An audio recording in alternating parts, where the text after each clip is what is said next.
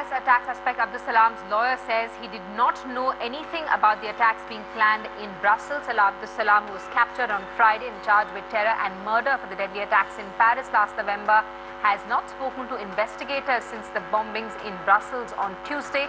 His lawyer says he wants to be extradited to France immediately.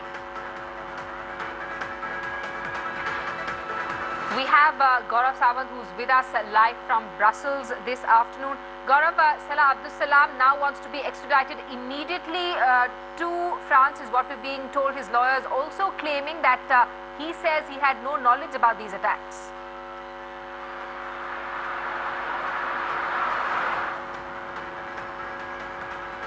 The big story we are breaking from Belgium at this point of time is that Raghavendran Ganesh, the Indian who was missing, his brother has just reached Brussels. His brother has just arrived. His brother, with the Indian embassy officials, is now going to various hospitals to see if his brother is on the list of those injured in these terror attacks. But there is a very disturbing bit of information that is coming in, and I have India's ambassador to Belgium, Manjeev Singh Puri, with me on the broadcast. Sir, when we take a look at this morning's newspaper, there is something which is very disturbing.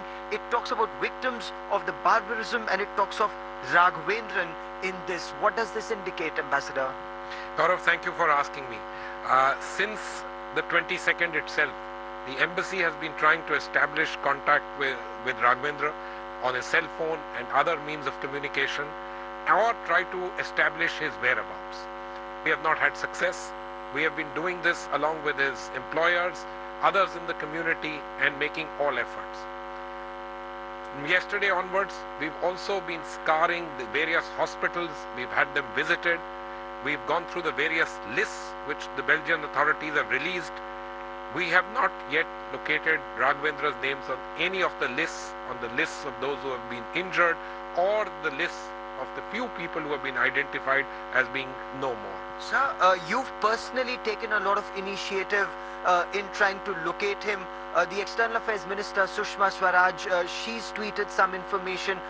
Apparently, you've also been in touch with the cell phone providers, with the service providers. His cell phone was active. Where was the last signal received?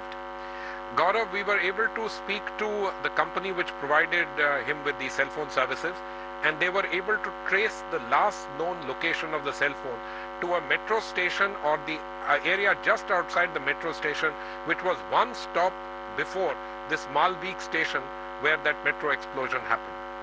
So around the time, around 9 in the morning, he made a phone call one station before, or was in touch with somebody one station before the Malbeek station, but he was on a train where this attack took place. There are several people who are injured. A lot of information not coming out of hospitals. More than 300 people injured, sir. Well, I don't know about 300, but a total number of some 250 people were injured and in hospitals. There are about 100 or 30 people who are in a hospital here which specializes in burns, where access is limited. Belgium, I might tell you, has very strict privacy laws, and so the hospitals, the doctors, the authorities are really not willing to indulge or divulge any information to outsiders, including to diplomatic missions. We have been to this hospital, and again, this is where our officials are going there with Raghavendra's brother to try and see if we can get something. Now, about this cell phone, this is the place from where the last known signal of this cell phone was known. And so it can be only surmised that he was on that metro station. We are not really able to get any confirmation, and I would really not like to speculate without having any further and more definitive information. Yes, at the moment he is one of those who are missing. When we look at this newspaper and it talks about those who've been hit by this worst form of terror, it talks about people from across the world. It also has Raghavendran's picture. You've also been in touch with authorities. What are authorities specifically talking about Raghavendran? They are not saying anything. As I mentioned to you, they have privacy laws. They have registered, and we have put this on their websites, in their crisis centers, in all the places. We've registered his details.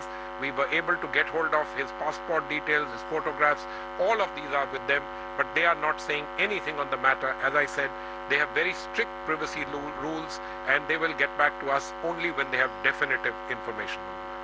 Now, Raghavendran is one side of the story. There are other Indians who were injured in this terror attack. Apart from that, there were about 600 to 700 Indians who were stranded after this terror attack.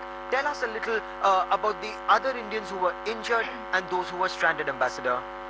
Gaurav, 2 Jet Airways crew members were injured in the blasted Zaventem airport. Both were taken on the 22nd to hospitals in Antwerp. Both were operated upon. One is still in the hospital in Antwerp. The other, the lady, Nidhi Chapekar, has been moved to a hospital in Charleroi. In both cases, doctors told us even on 22nd evening that their condition was stable. That is exactly what we are told today. Our colleagues have visited them in both the hospitals, and in fact, as we speak, one of my colleagues is there in the hospital in Charleroi, where we believe Nidhi's family has also now reached. 600 to 700 Indians who were stranded when several flights, including that of Jet Airways, they were at the transit area or at the check-in counter when terrorists struck. Their condition, most of them, have they moved out of Belgium now? Gaurav, there were 4 Jet Airways flights, so we estimate there were about 500 to 600 passengers in transit, most of them Indian or Indian origin. Last evening, we were able to move about 530 Jet Airways passengers, most of them Indian, to Antwerp.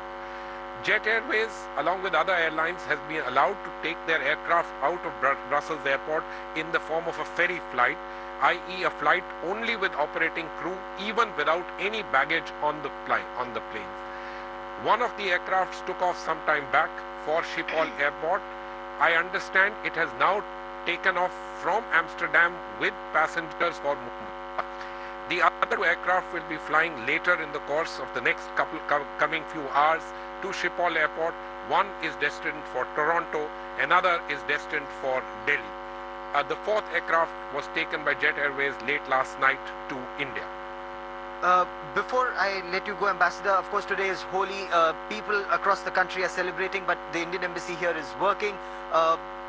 What would you like to tell Raghavendran's family? His brother is here. What would you like to tell his family in India? We are making all the efforts.